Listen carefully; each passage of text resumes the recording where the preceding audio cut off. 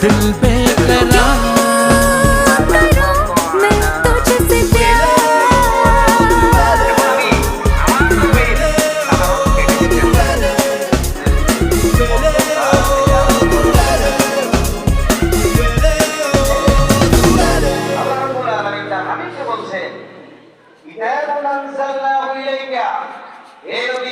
আপনার উপর আমি এমন এক কিতাব নাযিল করেছি এই কিতাব দিয়ে আপনি মানুষদেরকে অন্ধকার থেকে আলোর পথে নিয়ে আসেন।